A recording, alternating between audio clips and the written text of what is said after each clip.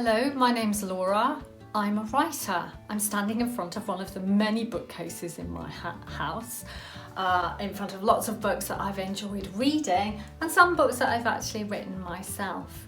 As well as being a writer, I also run creative writing workshops for Little Green Pig. I've been doing that for about 3.5, 4 years, and I run the regular Thursday club, which is just amazing.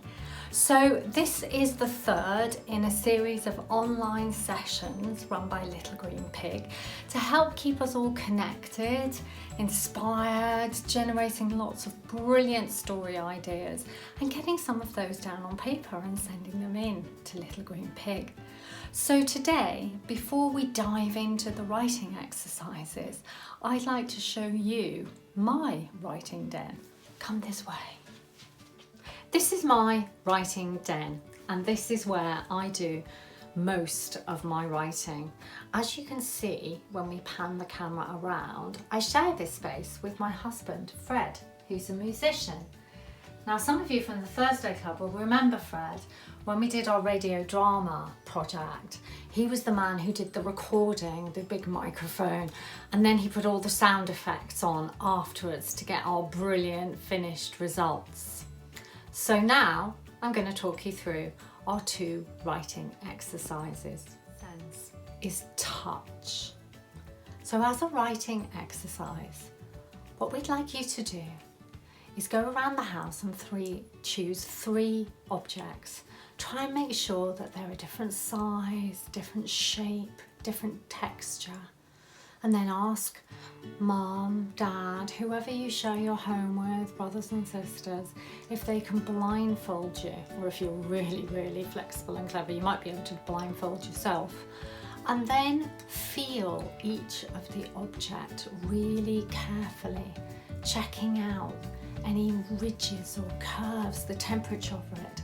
I've just picked up a tin here, and this feels quite cold because it's made of metal.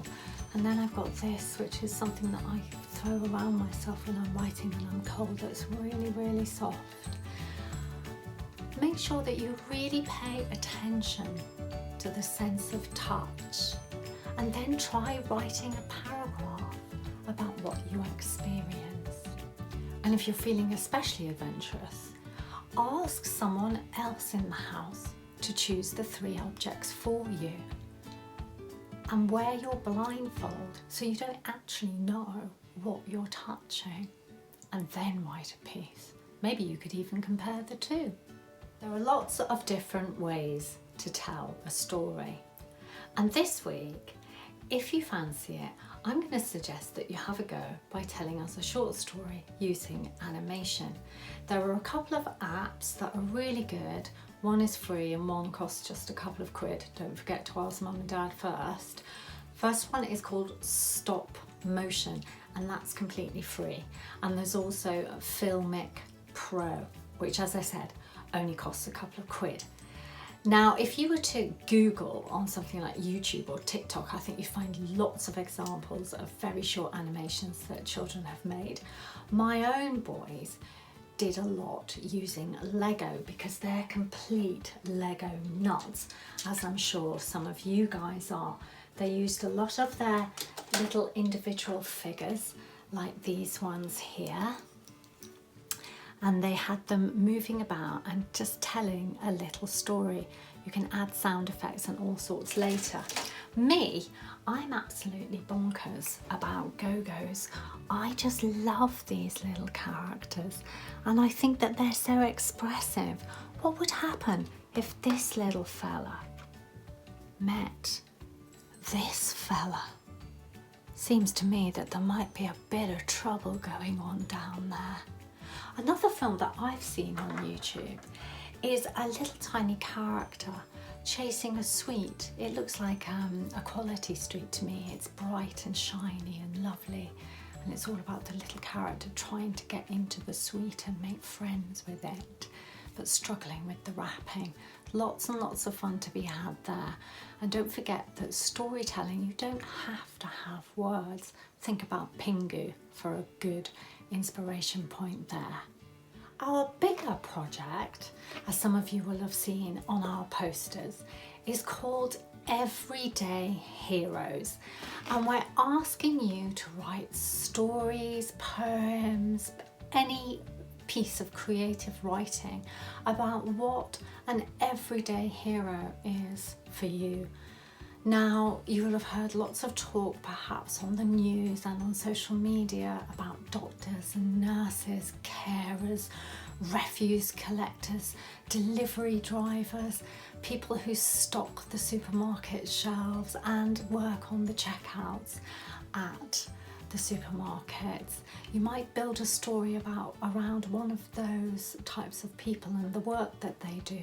You might feel inspired to write about how the world might be different once all the lockdown is over and we go back to normal, whatever that might be. You know, what will the new normal look like? You might have a think about different ways that subjects might be taught in schools, or even might there be new subjects in school now? I expect quite a few of you have done quite a lot of cooking. Something that I've been thinking about a lot in terms of a hero is technology.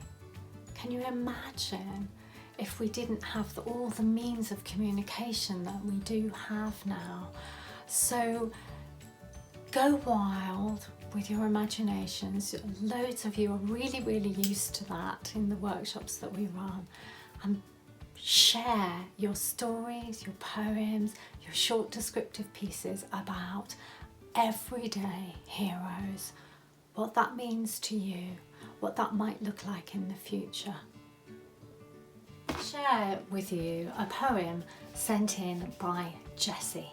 I need my glasses for this. It's called The Westbury Horse.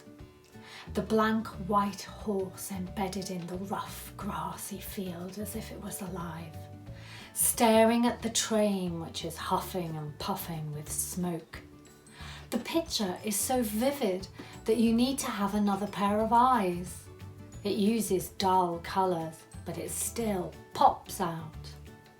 The barren, deserted fields are a home to a horse. The fields have been ploughed. The horse is still staring as the train passes. The smoke slowly drifts away. Thank you, Jessie. That's absolutely fantastic.